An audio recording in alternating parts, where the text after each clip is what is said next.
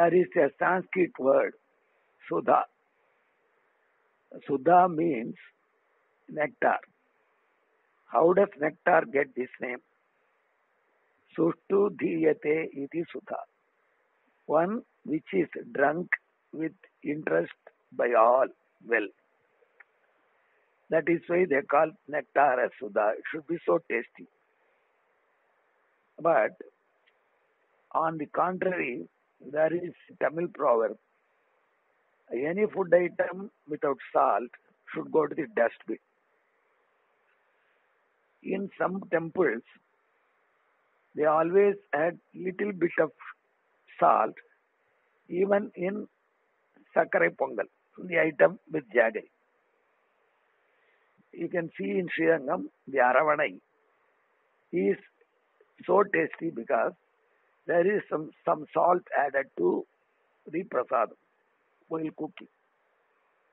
It is mandatory to do so in cooking sweets, payasam, etc.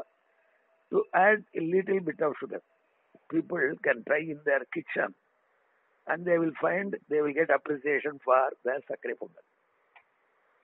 Now, any item without salt goes to the dustbin is the proverb, this Uppilla Pandam Kuppaile.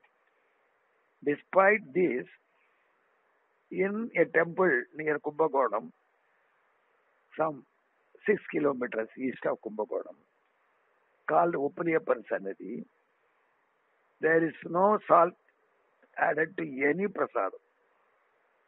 The Puliorai, the Vadai, the Sundal, the Muruku, the Tengudal, any item, they don't add salt to it. That is why the deity there is called saltless deity. How come that the deity rejected salt? It is an interesting story which you can read in our Lakshmi Ashtotra Shatanama commentary.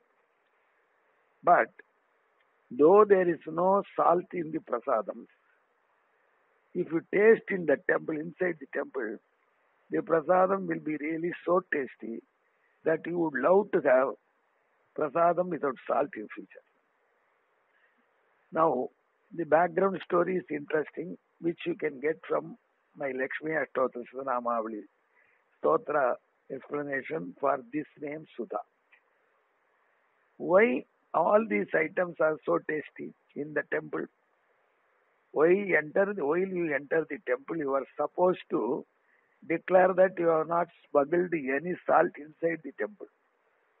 That is why in this temple there is a practice to throw salt in the feet of Garuda near Dvajastamba. We declare that no salt is carried inside. How the saltless prasadam of the saltless deity is so tasty because he is having nectar by his side.